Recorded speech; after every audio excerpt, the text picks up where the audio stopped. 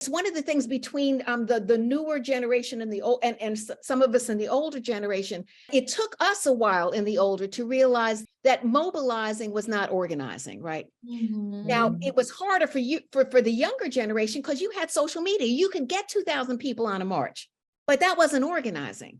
And so for us, it's like, well, wait a minute, does your neighbor know, who you are and what you do? Because for us, it was, we are going to these people's doors, asking them to register to vote, and they're putting their lives in our hands. And we're only 19 and 20 years old. They are putting the lives of themselves and their families and the communities. Okay. And so they need to trust us. They need to know who we are. So I don't know how we would do that over social media, because they need to see you, right? Right. I mean, when Bob would go into a community, he would sit on the porch. He'd talk to the kids.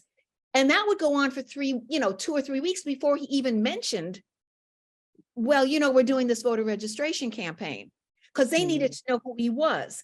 So I don't know how you do that in the social, with the social media, but generally to know mobilizing is an organizing.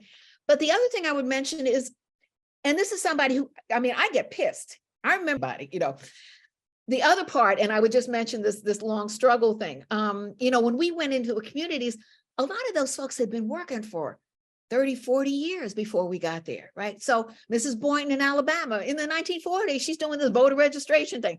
When Bob goes in, it's Amzie Moore, and he starts talking about Regional Council of Negro Leadership, and they were building it, and it's the World War II vets, so.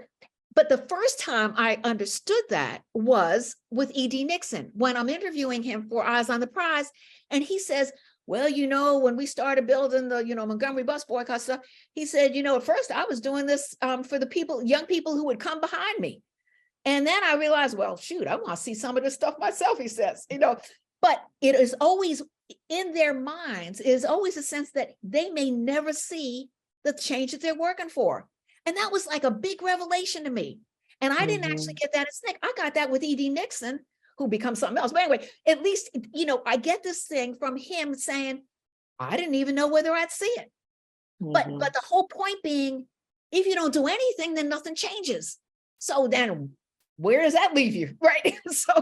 So some of it is what other people pass on to you. What I've learned most was passed on to me from somebody else, because I didn't think about it,